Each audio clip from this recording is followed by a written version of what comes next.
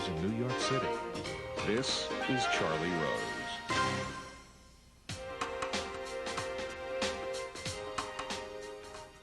We continue our ongoing conversation about Pakistan with a leading figure from the opposition, Imran Khan. In the 1980s, he was a huge international cricket star. As captain of Pakistan's team, he led the country to its first and only World Cup victory in 1992. After leaving cricket, he established Pakistan's first cancer hospital in Lahore. In 1996, he turned to politics and founded an opposition party called Movement for Justice. A former member of parliament, he boycotted the recent elections that brought in a new coalition government. I am very pleased to have him here at this table for the first time as part of an ongoing conversation about Pakistan, what many people look at now as one of the crucial countries to watch in its region. So welcome. Thank you. With that, I'm very pleased to have you here and to talk a lot about Pakistan and a little bit about cricket. Tell me what, at this moment, your hopes are for Pakistan, as well as your fears. What's the upside and what's the downside?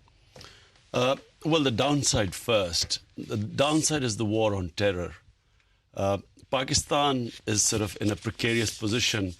It's like during the Vietnam War, Cambodia became a casualty. The fear is that Pakistan could become the biggest casualty of this war on terror.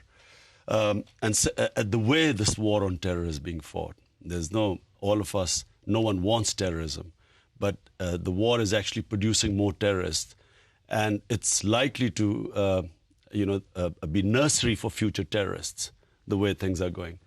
Secondly is the economic position of Pakistan, which is extremely precarious. And we have a government where the Prime Minister has the responsibility, but the authority lies with Benazir's husband, Asif Zardari. So we do not have the governance to cope with this crisis, either economic or in the tribal areas. The upside is this movement by the lawyers, by the civil society, by certain political parties, behind a Chief Justice who, for the first time in Pakistan's history, has given us hope for an independent justice system. So independent justice system means independent election commission, which means a genuine democracy, which we have never had. How strong is the feeling among the people of Pakistan for change and for democracy and for a stable government that's responsive to the people? More now than ever before. And the reason, Charlie, is we've had independent television channels operating in Pakistan in the last 5 years. And these channels have changed the country.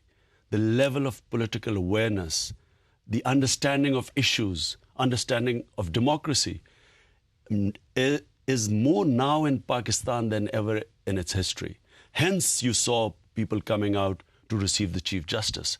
The common people standing behind a Chief Justice was unthinkable 5 years ago. So when he was fired by Musharraf? Musharraf fired the Chief Justice last year on 9th of March. And he did not anticipate that the country was changed by these TV channels. And it was a much more politically aware public than he had anticipated. So the sequence of events that followed really sank Musharraf and raised this Chief Justice to the status of a hero. What's your opinion of Musharraf? You supported him at one time. I think the majority of Pakistanis stood with Musharraf when he first came over and gave a 7-point agenda, which was basically to bring in genuine democracy. His slogan was that I finished sham democracy and I'm going to usher in an era of a genuine democracy in Pakistan. But all of us felt cheated after about 3 years. We began to realize that he was like every military dictator the country had had, who just used this facade of democracy to actually grab power. If Benazir Bhutto had lived, would you have supported her? Well, Benazir struck a deal with Musharraf. And this was a power-sharing deal backed by the Bush administration, a so-called liberal alliance. I was very against this alliance because I felt that Benazir should be standing with us, the democratic forces in the country, rather than propping up a military dictator. So I opposed this alliance, and I was critical of Benazir. But actually, Benazir's assassination really did what nothing could have. At that time, Musharraf looked unshakable, but it was an assassination that let loose this anger in Pakistan that really sank Musharraf. There was a report, as you well know, by the New York Times in the last week that suggested that the ISI was in some way supporting the militants, and this is not a new report, and that they had been in communication with the people who bombed the embassy in Kabul. What's the issue about the ISI as far as you're concerned? Well, you know, I, for one, have always felt that what the problem with Pakistan was, who should run Pakistan? Should it be the 160 million people through their democratic representatives, or should it be a military establishment, which is what really ISI means? ISI belongs to the military establishment. Right. So we've been fighting for a democratic Pakistan so that the decisions are taken by public representatives. ISI is perceived as a state within a state because the public representatives have never been in power. Who does it answer to? Did it answer to Musharraf before? Well, theoretically, yes. But did it or not? I mean, Musharraf had said that he was on the side of stamping out the militants. He'd said that he was, in alliance with the war against terrorism, and that therefore he should have been able to control whatever renegade elements of ISI there might have been. You see, Charlie, I'm a fierce opponent of Musharraf, but I'm as confused as anyone else, because why would Musharraf, on the one hand, be supporting militants who were not just had tried to kill Musharraf, but who had actually targeted Pakistan Army and targeted the ISI? Yes. I mean, the ISI, a load of ISI personnel were blown up by the militants. So it's so confusing when you hear reports about ISI helping the militants, who then are killing the ISI and the army and targeting Musharraf. In my opinion, what has happened in Pakistan is that there were certain militant groups that were controlled by ISI.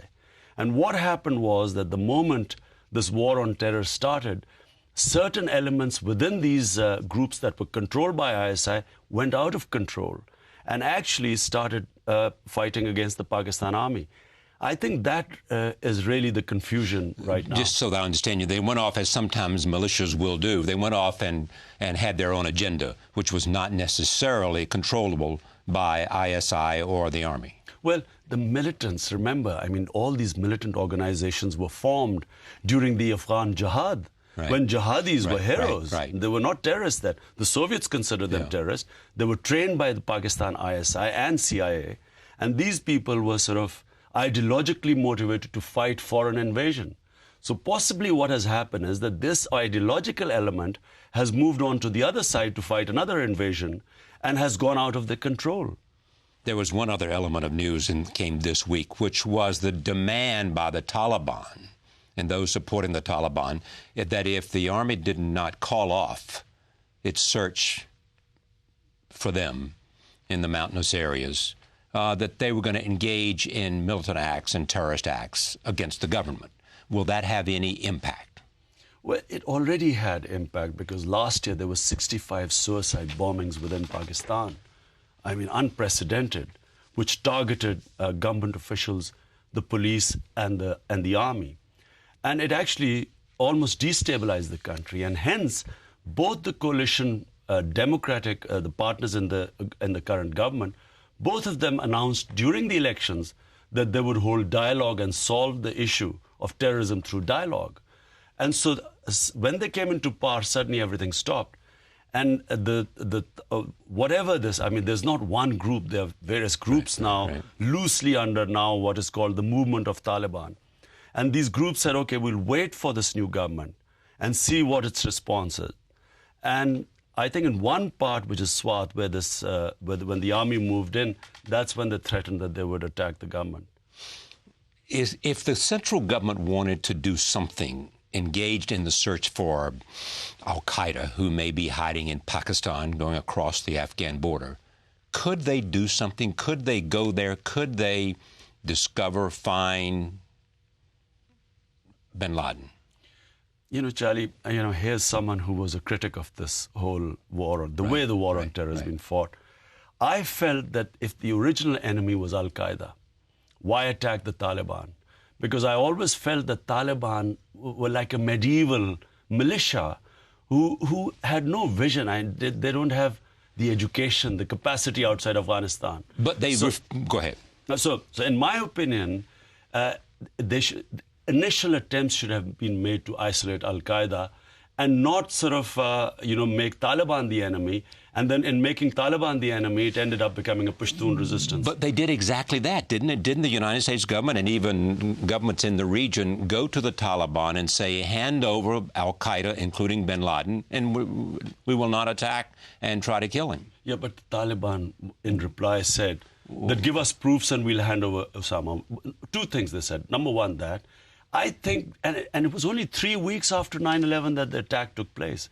I think that as the parliament of Taliban actually told Osama bin Laden to leave Afghanistan, I thought they were imploding at the time. I thought they were crumbling. I think a little bit more pressure, my opinion was that Taliban would actually have disassociated themselves from al-Qaeda, and then al-Qaeda would have been easy to handle.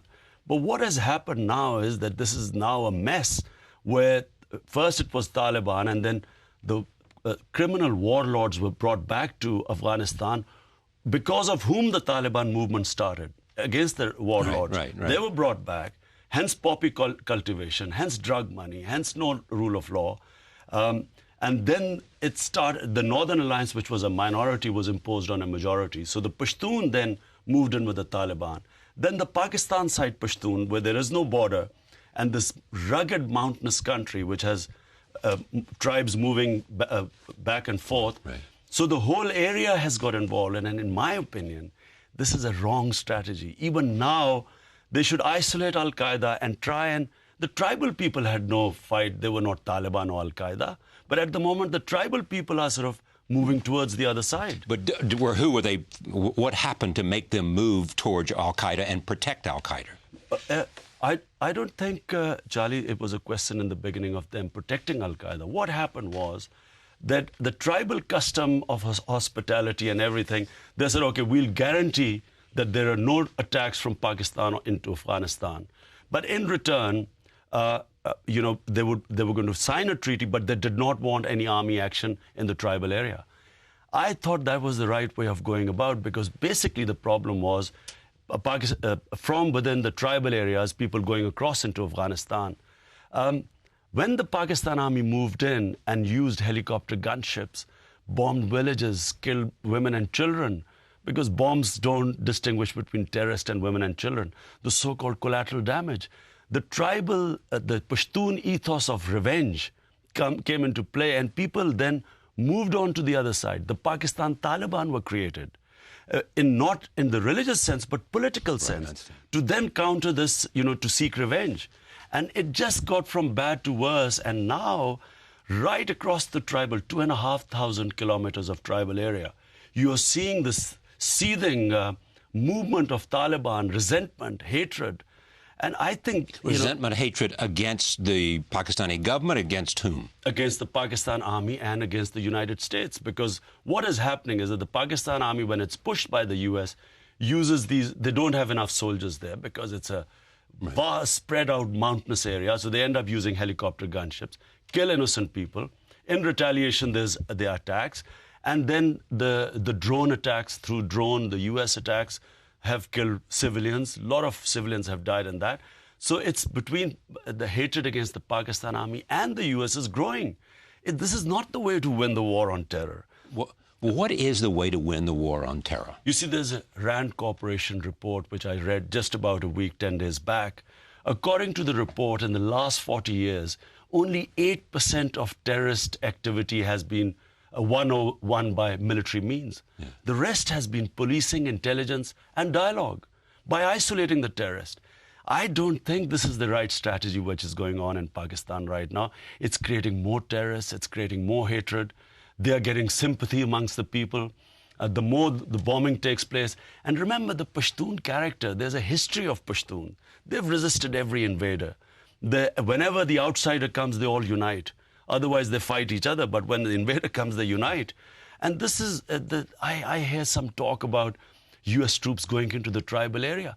It's the biggest, to think about it is such madness. But they have made clear, the U.S. has made clear that if there was clear and convincing evidence of where bin Laden was, they would go after him, regardless of sovereignty, regardless of anything.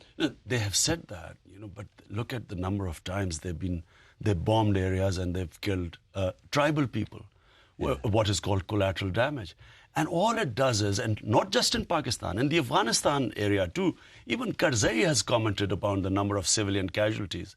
What it's doing is they're losing the battle for hearts and minds. You've got to get people on your side and isolate the terrorists.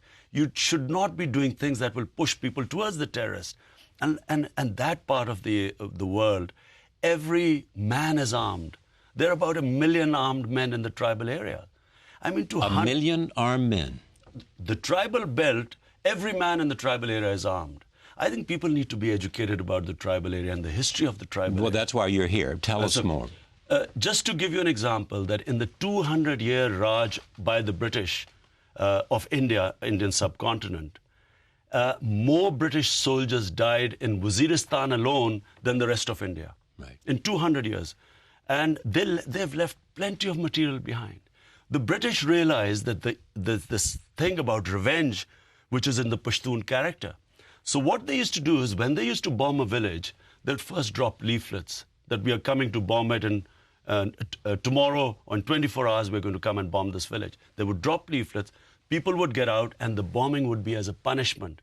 And they realized that if they kill people, all they would do is they will incur more animosity, and the fighting would go on and on. Unfortunately, these lessons, no one has read any history of that area. And so what is happening is that rather than fight terrorism, they're actually helping the terrorists. But there's no doubt in your mind that if, in fact, militants or terrorists gain the ascendancy in Pakistan, everything you believe in would be eradicated. In Pakistan, there is no question of the terrorist ever gaining ascendancy. Why are you so sure? Whenever the Pakistani people have voted, this time, in these elections, even the religious parties were wiped out. Not all of them are extreme. They were just wiped out. People vote for moderates in the country. Pakistan can have chaos. We can end up in a chaotic situation if this goes on as a failed state? Well, there were 65 suicide bombings in Pakistan last year. Now, similar sort of bombings start in the country. Economy is already in a mess right now. We could face chaos in the country. But Pakistan can never be taken over by Taliban. Unfortunately, people like Musharraf... they said that in Afghanistan. No, they did. They said the Taliban can never take over in Afghanistan, and they did. No, in Afghanistan, the situation was completely different. It was 9 years of destruction by the Soviets. 1 million Afghans died. 1 million were maimed. Then the warlords took over after the Americans and everyone left. In the 80s, right. And the warlords took over. There was no rule of law. And then in the debris rose this Taliban movement, which was actually... So Pakistan does not have that situation. We haven't had a situation like what the Afghani people had faced after the Soviets. In Pakistan, what is likely to happen is that the government will get further destabilized, because if this spills over into Pakistan, into the mainland, as it did last year, and then the economy, the shape it is already with a weak government, chances are we will get destabilized. But Pakistan can never be taken over by Taliban. Okay, if you're destabilized, how sure are you about the safety of the nuclear weapons? I think the Pakistan Army is a strong institution. It's probably the most well-organized institution. In fact, too well-organized that it keeps taking over the country, which is our problem. But I think the Pakistan Army is in such a control of the country that there's no possibility of nuclear weapons. This is just a myth sometimes used by, again, I said, people like Musharraf who want to create the indispensability and saying, help me, otherwise the nukes would fall in the hands of extremists. That's also not likely to happen. But what is likely to happen is that we in Pakistan could face a turbulent period of destabilization, anarchy. And so Pakistan is in that critical situation right now. And if that happens, what happens? If there is destabilization and anarchy in Pakistan? Well, one thing's for sure, that the army will be intact. I mean, the army is You have confidence in Kanyani? Yes, I think so. Kanyani seems a professional general. And not interested in mixing it up in politics like Musharraf was, or not? Well, so far not. I don't know what will happen in the future. But I have confidence right now in the democratic movement which is going on in Pakistan. And I feel that given time, this democratic movement will actually now move towards a stable and a genuine democracy. It has real chance to move to a stable democracy. Provided this movement with the Chief Justice for an independent judiciary succeeds. Because, I mean, well, the present government, are they going to be supportive of that? Well, that's the problem you have with the present government. The problem with the present government is that the party, People's Party, Benazir's party, right, wants the judges back, like 84% of the population, right, according to the poll. But unfortunately, Benazir's husband does not want the Chief Justice back, just like all crooked politicians cannot afford an independent justice system. So he's the main thing that stands in the return of the judges. Absolutely. Benazir's husband, who sort of is in effective control of the party, notwithstanding. Well, a party he inherited through a will. And yes, he is the main impediment. Let me go to this question. Why are you here in the United States? You're speaking here in Chicago and Washington. What's your purpose? Actually, I've been invited by Pakistani community here, right, and my own political, the Movement for Democracy. Movement for Democracy. And also, I have registered charities which Pakistanis give money to a cancer hospital, as well as this university I'm setting up. So, that's why. What's the university? The university is actually in a constituency which is where I was elected member of parliament, which is very close to Waziristan, about 40 miles as the crow flies. The idea is to build a modern university there so that, we can, give people education. And the problem is that's one of the biggest problems, lack of education. All the money has gone into arms rather than in human development. Okay. Suppose the next president of the United States, you're back in the United States, and he calls you up and he says, come by for a chat in the Oval Office. And he says to you, okay, we got a problem in Pakistan. We want to see a strong, stable, democratic Pakistan for lots of reasons. We wanted to see stable. We wanted to see it help stabilize the region. It has borders with Iran, has borders with Afghanistan. What do you tell this president to do? Well, two things I would tell him. One is that they must change the strategy to fight this war on terror. As I said, they are breeding grounds for future terrorists. This could be a problem not just for us, because we will, as a country, be blamed. They believe that the surge, combined with the awakening, is part of the reason they've had this success in Iraq in the last year. Well, I feel that, I don't know how much the surge affected, but I certainly think that them talking, holding dialogue in the Amber province with the Sunnis and inducting them on their side, that's what they should be thinking of doing. So that kind of direction is the one you would approve of, support, believe had the most chance of success? Exactly what RAND Corporation surveys, only 8% military. The rest should be policing and dialogue. That's the way to go about it, not the other way around, 90%. And convince the people in the local areas to turn against al-Qaeda or whoever the militants are. Give them a stake in peace. Make them understand, and don't use these bombs. This is no way to, get people on your side. So rather than 90% military and 10% dialogue, it should be the other way around. And within Pakistan, I would tell the US president to stand with the people, not with, as they have been doing with one man. They kept supporting General Musharraf against the 160 million people. But suppose you were the President of the United States and 9/11 had happened, and they sent Richard Armitage over there to talk to Musharraf, and you basically have just been attacked in Washington and in New York, and you had a plane go down in Pennsylvania, and you're looking around and you're saying, we have to respond. Well, you know, on 9/11... And so they go to Musharraf and say, look, you got to help us here. This is a battle against people who've come to our shores and just tried to destroy our cities. Well, on 9/11, I can tell you... I'm talking about Afghanistan now. This has nothing to do with Iraq. No, but I'm on 9/11, from right to left, the entire spectrum of people stood with the U.S. Agreed. Okay, but how they went about after that, if I was a Democratic Prime Minister, I would have had institutionalized decision-making. We would have debated every decision. We would have given the U.S. much better advice than just taking orders from the U.S., ending up in a mess where Pakistan is in a mess now. 5 times more Pakistani soldiers have died as of now. We don't even know how many civilians have died as compared to Americans in Afghanistan. As I said, 65 suicide bombing attacks in Pakistan. I mean, if I was a Democratic Prime Minister, the decision-making would have been debated. We would have given the U.S. a right advice. Some things we would have agreed. Others we would not have agreed because we would have understood the area and the people.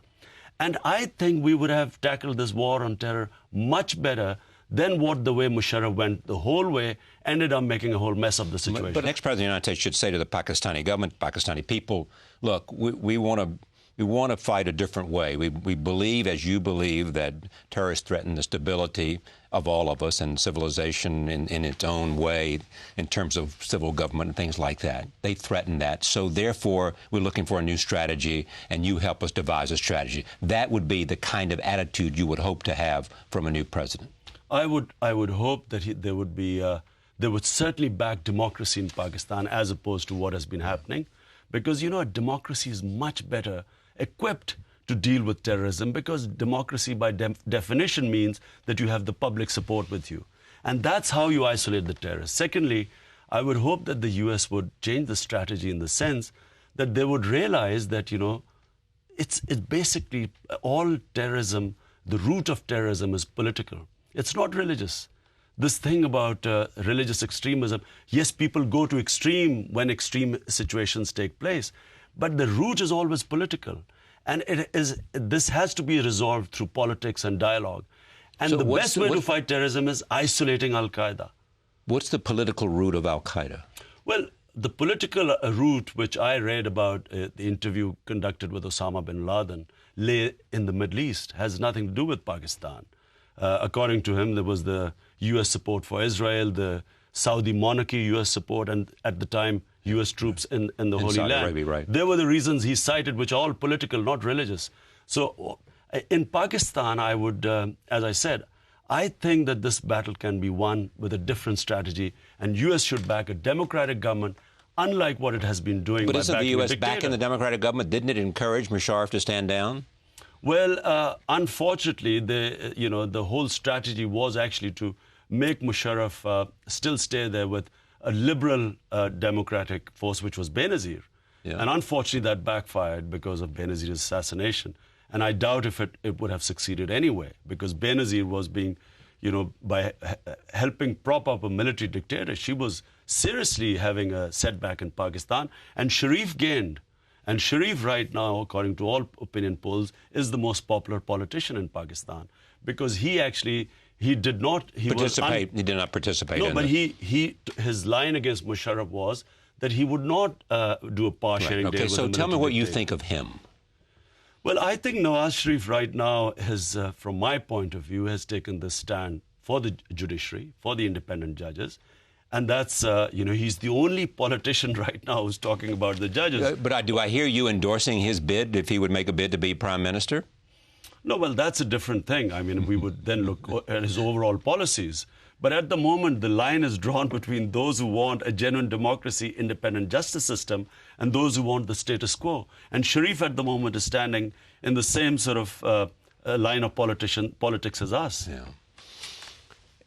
One last question, cricket.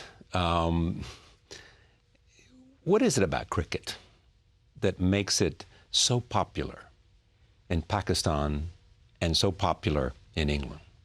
And India. And in India, clearly in India, yes. What's the great thing about? I think cricket, it's a sort of It's the chess of sports. The chess of sports. There's more literature on cricket than if you put all the sports and double the literature on the sports, there's more literature on cricket. So it's like, people get addicted to it, and especially when you grow up playing it. But it's a very difficult game to understand. So in the US, I find people just cannot understand it and get bored by it. Because it doesn't, they look at the video of it and it looks like it's... It's a sort of, test cricket which goes over 5 days. Yeah. I mean, it really is, you really have to understand everything about the game to appreciate it. But there's now a shorter version, which is the same length as a baseball game, which has just come up. The same length as a baseball game, which is probably the longest sport in America. And that is the shortest version. And so it's really caught on. And it's something maybe what the Americans would probably appreciate. All right. It's great to have you here. Thank you very much for sharing your ideas. And when we come to Pakistan, I hope we can do it again. Thank you. We'll be right back. Stay with us. On the next Charlie Rose, there's a movie lots of people are talking about. It's called Elegy. We have two of the stars, Penelope Cruz and Dennis Hopper, and the director, Isabel Crochet. No tennis player holds more Grand Slam men's singles titles than Pete Sampras. He won a record 14 major championships in 15 years on the tour. In case you were counting, that's 7 Wimbledons, 5 U.S. Opens, and 2 Australian Opens. No French Open. He was the #1 player for 286 consecutive weeks from 1993 to 1997, a modern-era record. Last year, with his wife and children at his side, he was inducted into the International Tennis Hall of Fame. He looks back on all of this in a new book. It is called A Champion's Mind, Lessons from a Life in Tennis. I am pleased to have Pete Sampras join us now from Los Angeles. Welcome to the broadcast. How you doing, Charlie? I'm doing great. Let's start talking about this idea of talent. And when did you know that you had something special? And what was it? And what is this thing you call the gift? Well, I was a good athlete as a kid. I picked up a racket when I was 7. It was very natural for me. I had pretty good I was pretty good as far as my hands and my eyes. I moved pretty well as a kid. And I just sort of picked up the game very naturally. And I had a lot of talent. Everything came pretty natural. I could throw a football. I could hit a baseball. I could do a lot of different things. But tennis I loved, and it was a passion of mine as a kid. Growing up in Potomac, Maryland, we moved to LA when I was 7, and that's when tennis really got serious. And I just sort of had this passion to be the best. What separates a champion from people who are very good but not champions? Well, for me, it takes talent and it takes a strong mind. For me to go out and play great, it doesn't take a lot of effort for me. Where someone ranked 15 or 20, for him to play great, it might take a lot of effort for them. So also, I wasn't always at my best, but those matches where I wasn't playing well, I always seemed to sort of win those matches. And, in just the big moments, I was relaxed. I wasn't all that nervous. My first Wimbledon final, I was pretty nervous, but ever since then, I just was always pretty relaxed in the big moment, whereas some guys get there and they kind of freeze up. I was always pretty relaxed, and, I wanted it. I wanted to be the best. I wanted to stay #1 for many, many years, and I had to sacrifice more than the rest, and I was willing to do that. What sacrifices? Well, I was basically, breathing tennis, living tennis, eating tennis. I mean, it was my life. I wasn't going out a lot. I wasn't chasing girls. I wasn't going to clubs. I wasn't going to parties. I wasn't doing a lot of media. I was sort of in my own little world, just training, playing, getting enough sleep, eating well. I was doing everything I could do to stay #1. Whereas some guys, and that's a sacrifice. I mean, some guys love sort of the good life and going out and chasing girls and whatever. And you really can't have your cake and eat it, in my opinion. In an individual sport, it's on me. I can't hide out there. If I don't play well, I lose. And so it's sort of, and I was willing to do it. And a lot of guys get there and they're not really sure they want to deal with the pressure, the expectations, and I was okay with it.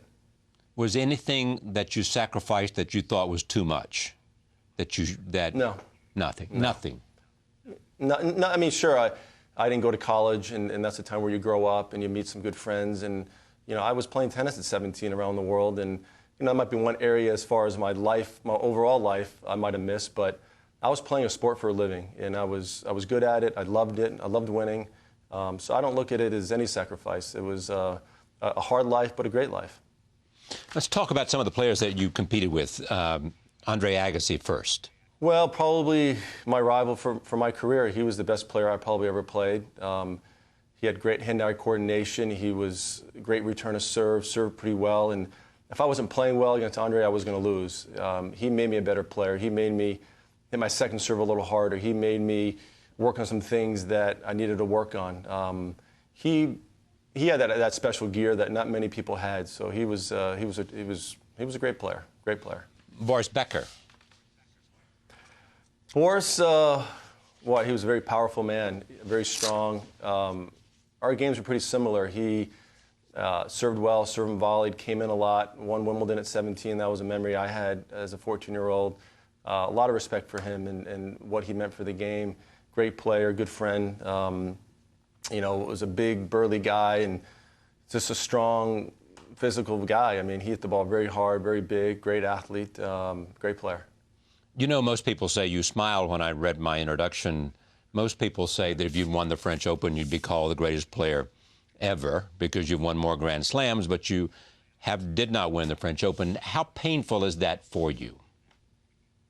Today it's not painful. At the time it was painful. It was a mystery that I couldn't figure out. I never seemed to play well in Paris. I could play well in clay, but for whatever reason, Paris, I just felt more anxiety there. I felt more pressure there. It didn't really flow for me. And the surface was hard. I didn't move as well. I didn't cover the net as well. It slowed down all my weapons. Oh, your strengths. Yeah. And all my strengths. And so today in my life, I don't think about it much. But in the day, it was disappointing. I tried everything. I tried playing a lot on clay. I didn't play much on clay the year I got to the semis. It just didn't happen for me there, unfortunately. I just sort of, as I got a little older, felt more anxiety, and and all athletes know when you have anxiety and stress, you're not gonna play well. And it's just one area that I just couldn't figure it out. I want to talk about Roger and Nadal later, Federer and Nadal in a minute. But sure. Do you think that Roger will ever win it because he happens to be playing at the same time that Rafa's playing? I think it's going to be a tough hurdle for Roger. I think he's come close a few times, but he is playing arguably maybe the greatest clay courter of all time. And Nadal, he's 22. He's won 4 Frenches. He could literally win, 9, 10 Frenches. He really could. He's that dominant. He wants it that much more. It's just a tough matchup for Roger. The lefty going up to his backhand, which is a tough play. It's a hurdle. I mean, if Nadal happens to lose or gets injured and sort of Roger, he can do it. I always felt like he could win the French. But Nadal and what he did this year at Paris against Roger was, I saw the whole match, and it was, it's a tough surface when you're not playing well. Nadal was on his game. Nadal has actually gotten better in the last couple of years. He's actually improving. Yeah, he's improved more than Roger's. You could make the argument, I guess, that Rafa has improved more than Roger has, and on more variety of surfaces. Yeah, but Roger, there's only, Roger couldn't go up any higher. I mean, he was dominating so easily that it was more Nadal improving, and Roger is still doing really well, but there's only so much you can do, especially on clay. The surprising result, in my opinion, was Wimbledon. I always felt like the aggressive players should win Wimbledon. I saw the match, and I felt, Roger was right there and has some chances, but Nadal, I mean, he's serving better. He's hitting his backhand better. He believes in himself that he could win in London, and the guy's a stud. I mean, listen, Nadal's a sick athlete. I mean, he really is. I mean, some of the gets he was making, and he's able to use his technology. I mean, the racket he plays with and with the strings and the amount of power he's getting. I mean, he must have picked up that racket when he was like 8 or 9, because if you can control that racket, you're going to be pretty hard to beat. And he's the guy he's a great fighter. I mean, I'm impressed with Nadal in the last couple of years. I mean, he's improved. A lot of these Europeans, they go clay quarters, they go to Wimbledon, they're kind of negative, but he's great attitude and he's a winner. And he won it this year. It's incredible. He went to Wimbledon the day after he won the French Open. The next day, he was at Wimbledon to practice. Yeah, he's well, you want to get on that surface as quickly as possible, but it just says that he's in great shape. and he wants it. I mean, he won the French, great. I mean, he's off to the next event. He won Queens, he won Wimbledon. He just won last week. I mean, he's had the best year. I mean, he's clearly number one in my opinion. And he's 22. Think about that. I mean, he's 22. I mean, you won the U.S. Open when you were 19. Yeah. No, I mean, that I don't think about that much, but I'm looking at it as a fan now in the sport, and it's incredible what Nadal's been able to do. And I think he's just going to get better and better if he can. You know, Roger, I think this is his first sort of adversity he's had in his career, and I think he's going to come through. I really believe that. I think he's, you know, everyone's writing him off. He's not as good, and Nadal's a lot better. But I think Roger's, he's motivated, and I know he's motivated because the times where I lost my #1 ranking or I wasn't playing well, I fought that much harder. And I think at the U.S. Open this year, I think Roger's going to be right there, and I think on that surface he'll be tough to beat. You're predicting Roger will win the U.S. Open? I think, yes. I would pick Roger before I pick Nadal. I still think Nadal on hard court it might be his worst surface, if you could say worst surface. I think that sort of slick, low bouncing ball. Flushing is just could give him some problems, and if he plays an aggressive player that can stay with him from the backcourt, I don't know. I don't know what's going to happen there, but I think Roger is going to be very motivated. He's going to want to shut some people up. So if I were a betting man, I'd take Roger. You don't believe, as some might argue, that somehow that this is so traumatic for Roger that it will have some real impact negatively on his mental attitude? That he feels vulnerable. So. Let me just finish this only because you know it so well. You know, people used to say that about Tiger, you know, that Tiger would look at him and they would just say, I can never beat this guy. And Roger had that invincibility, but it's now gone. Does that make a difference? It makes a little bit of a difference. I mean, I think guys don't fear Roger as much. He's a little vulnerable, but what's vulnerable? I mean, just 5% more, and he's lost a few matches this year. It is impossible to maintain that pace that he was at. It's human nature just have a little bit of a letdown, and it's just hard to keep up that pace. It is. I couldn't do it. I mean, I did it for not as long as Roger did, but it is hard to keep it going. And sure, he's a little vulnerable, but that's where I think Roger mentally, he's a strong character. He's going to be fine. He's lost a few matches. Not a big deal. Let's not forget he was a few points away from winning 6 straight Wimbledons. You know, he was right there, and I think the fact that he's raised his bar so high has maybe hurt him a little bit publicly. I mean, now he hasn't won a title in a while. What's wrong with him? I mean, Nadal is getting better. He's a great player, and Roger's going to have to do some work. He knows it. I still feel like he's going to break my record over the next few years, and but he's got some work to do. So I think it's an exciting time for tennis. I mean, really, people are talking about it. People saw that match the other weekend, and it was a great shot in the arm for it. But can we say he's the greatest ever to play the game if he doesn't win the French? I don't believe in one greatest of all time in any, I don't say in any sport, but in tennis, it's so hard to compare the eras. I believe each generation has their player.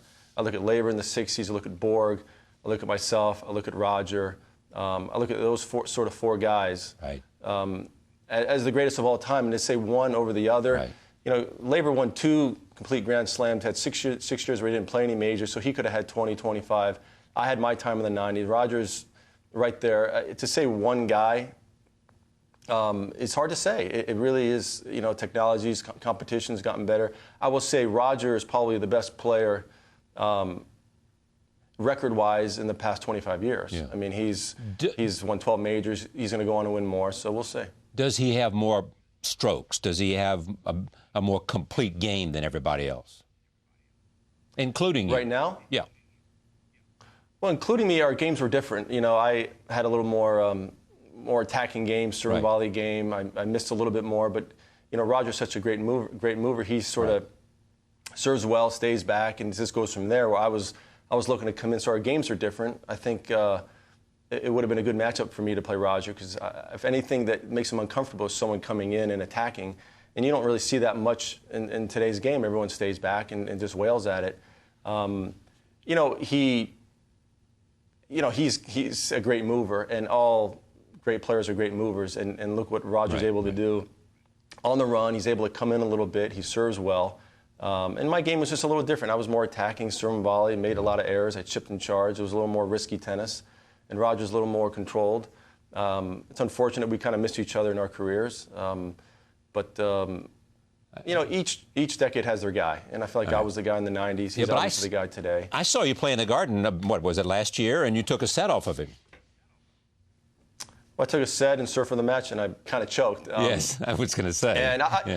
And I basically still can play reasonably well and on a fast surface at the Garden. I mean, in my attacking game, makes him a little bit uncomfortable, but Roger's a great player. He would figure that out if we played in our primes. And so it's hard to say who was better. I feel like great players, I had my fair share of wins against Andre. He had some wins against me. I think it would have been a pretty even rivalry. I would have loved to have played Roger at Wimbledon again. And then the fact that he's staying back now, I would have loved to have played him and Nadal and all those guys. I mean, I still look at Wimbledon and I kind of want to still get out there and see what I could do, but I'm not coming back. I'm not coming out of retirement. So why not? But it's an exciting time for tennis. Why not? Well, there's got to be a reason to come back, and some athletes come out of retirement because they missed the limelight, they want to make more money, they are missing something in their lives. And for me, there's got to be a reason for me to come back, and there's really no reason. I mean, sure, I could play Wimbledon and win a round or two or whatever, but that's really not enough for me. It's a tough life. It's a lot of work. It's the practicing. It's the training. It's everything you have to do to win. And if I would ever come back, it would be to win, not just to, not for any other reason. And so it's not anything I'm considering. Sure, I'm curious how I might do at Wimbledon and see what that surface could do for me. But I'm content. I'm happy. I did everything I could do in my time, and now I'm staying home watching on TV. Well, and having two kids who may be tennis players. Potentially tennis players. We'll see. We'll see what happens over time. What do you miss the most? The competition, the stadiums. What is it that you long for? The crowd. I miss the arena. I miss center court at Wimbledon. I still want to. Ask the club, see if I can have a practice set on there. I miss Flushing.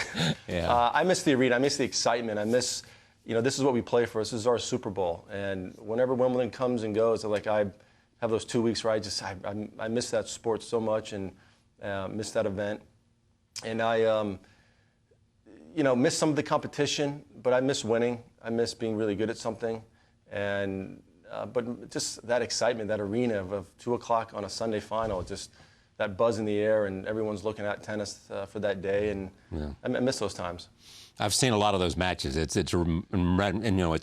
quite an amazing place to be at Wimbledon, especially on a Sunday afternoon when you're watching two great players duel. And I assume, do you believe that the Wimbledon 2008 Wimbledon was the greatest tennis match ever played?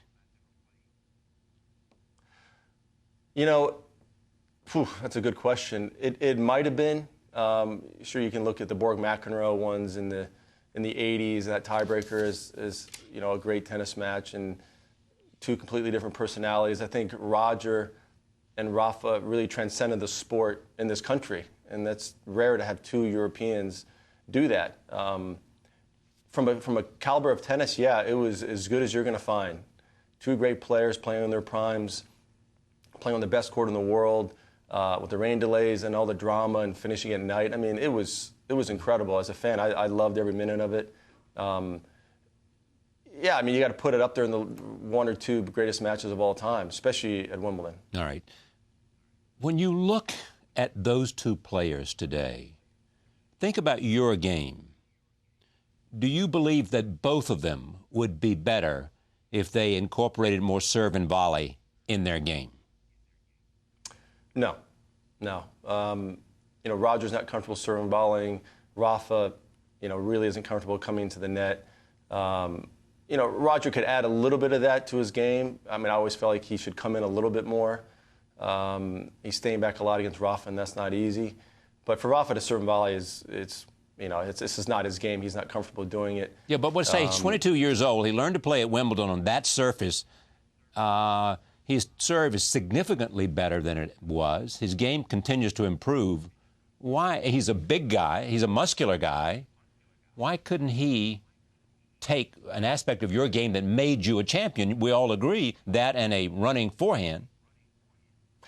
No, I just think Rafa, yeah, I think, you know, you are who you are, and he's a baseline player, and he's great at it. It's like telling Borg to serve and volley. You know, there's no reason for him to serve and volley. I mean, I feel like, you know, to do it every once in a while, and he's got the lefty out wide to the backhand. I mean, he could do it just as, you know, as a shocking sort of deal. But to naturally serve and volley, it takes years of practice. You don't just sort of start doing it when you're 22. I did it when I was 14, so it took some time to feel it out. And I think, you know, Rafa, he doesn't need to do it. He's better than these guys from the backcourt, so there's no reason for him to do something he's not comfortable doing. So what he's doing now is working, so I wouldn't change a thing. You're not selling me on this, because if it would add to his game, and he already does everything so well, and the rest of his game is constantly improving, why wouldn't he do it? But let me move on. You've had great coaches. Your father introduced you to the game. You had Pete Fisher, who helped you get away from your two-handed backhand and go to the game that you had. You detail the story of him and the tragedy of his life in this book, and you and I have talked about it on television before. You had Tim Gullickson, who you loved as a coach and as a friend, and his death was a tragedy for you. You had Paul Annacone to come in. I mean, you really have had a remarkable series of relationships with people that have made a difference. I have. It started with Pete and my dad as a junior and trying to figure all that out. And then turning pro, getting involved with Tim. And Tim got me to be the best player in the world. Great friend. And we lost him at 44 years old, very sad. And during this time that Tim took ill, Paul came into play. I knew Paul since I was 16. And Paul was a good friend. And he sort of just, you know, sort of filled in for Tim. And as Tim passed, I had Paul work with me, and Paul never got the credit he deserved. I mean, I won 10 majors with Paul, and a good friend, and you know, Paul wasn't looking for the limelight. He wasn't looking for the publicity for coaching me, but deep down, the truth about what Paul meant for my game. He was smart. He got me to serve and volley on both serves, chip and charge, add some things to my game. You know, he was a smart guy, and he knew my personality. He knew I didn't want to be overloaded with a lot of information when I played. Keep it simple. You know, and when I was struggling and changed coaches there for a few years, I got back with Paul right before I won the U.S. Open to get back to a sort of a good frame of mind. And he was there for me, and I won that last U.S. Open, and it was a great ending. And Paul was a great coach. He figured it out. A champion's mind is good reading for someone who wants to understand the pressure, the competition, and the demands on being number one. You were number one longer than anybody in the history of the game. Thank you for joining us. Thank you, Charlie. Pete Sampras, the book is called A Champion's Mind. Thank you for joining us. See you next time.